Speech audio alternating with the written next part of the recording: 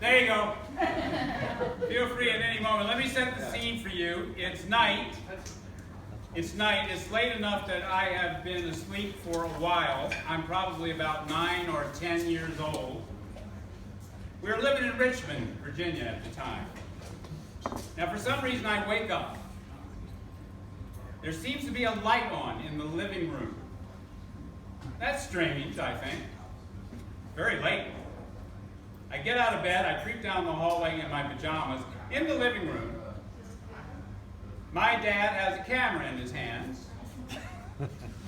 Across from him in the living room, our dog is wearing a baseball cap and has a pipe in her mouth.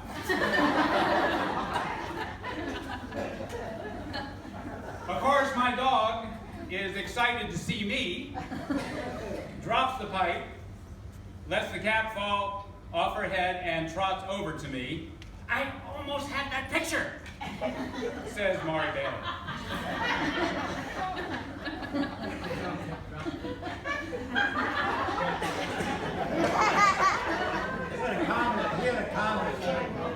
Well, for some reason, this doesn't seem at all strange to me, so I just go back to bed.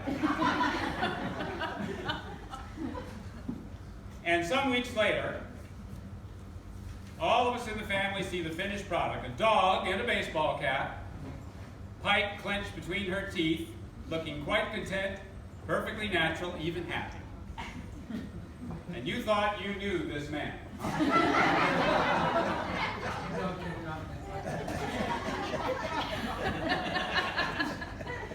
Well, so did I. Life magazine, Mr. Cohen. In fact, he was quite a trickster with a camera. Around the same time of the pooch incident, he stopped the car one day, had me get out, and pose for a picture. Smile, he said.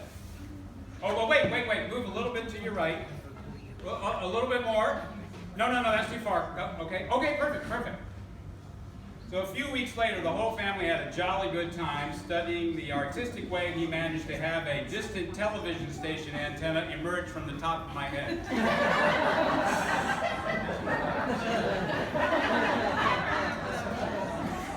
So there's lots and lots of creative talents that you may not have been aware of. Dad was an amateur cartoonist. He invented a table golf game using pipe cleaners for clubs.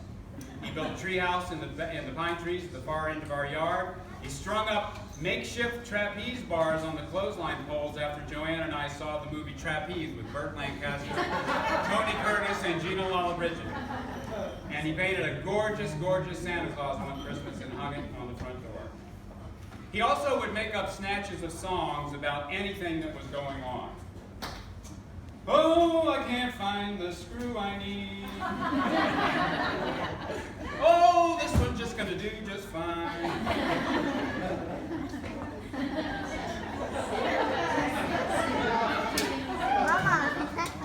This is a guy who attracts great stories, and he tells them very well, by the way. I don't tell them nearly as well.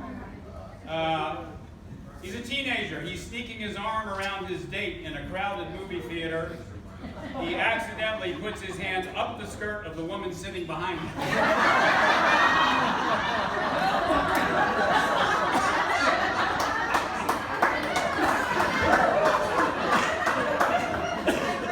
I might add, you know where the Grammy Theater is there? I always went up in the balcony. It's very steep up there. I went around to hug my girlfriend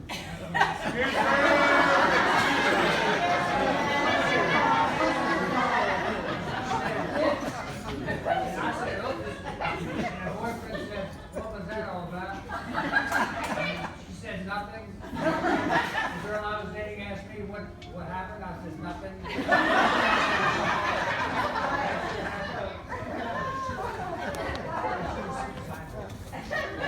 Or sitting forlornly in a department store, waiting for his wife to finish shopping, I think. And he was holding something. I'm trying to remember what this was between his legs. It was like a cylinder. Maybe an aluminum cylinder or some part of a heating duct or something he had just bought. Whatever. She thought it was a baseball cap. Well, anyway, he's holding, as I recall, it's something that's aluminum and is cylindrical, and he's just sitting there waiting for his wife to finish shopping. A sweet little old lady comes over, and she says to him, I don't know what you're collecting for, but I never like to pass anyone up, and she drops a quarter.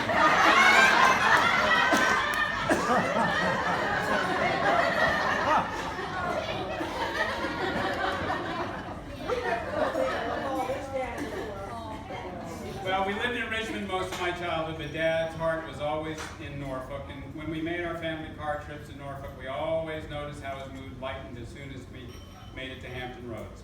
To this day, taking a ride with him anywhere in Norfolk or Virginia Beach can elicit story after story and a multitude of observations.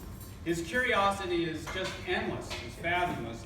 But sometimes it'll backfire, like the night I swung an axe into a tree trunk in our front yard in Richmond, and 3 violently retaliatory wasps stung my face.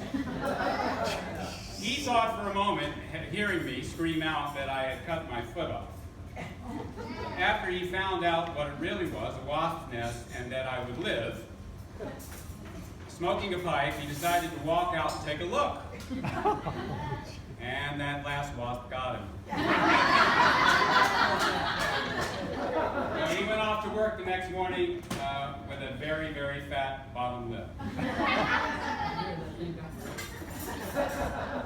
I'm sure you know that Dad grew up in the Atlantic City neighborhood of Norfolk during very hard times, played football and basketball at Northview High School, went to Germany at the end of the war and made it to sergeant at 18, came home, worked loyally and tirelessly for the C&P Telephone Company until the Bell system broke up and he retired. He's the consummate volunteer. He's always kept busy with the church, going into the public schools, all sorts of participation in all sorts of civic life.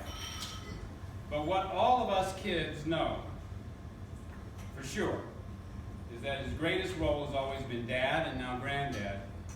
And that's something that gives us strength and faith every single day that things, no matter how tough they might get, are always going to turn out just fine. So we love you, Dad. Happy birthday.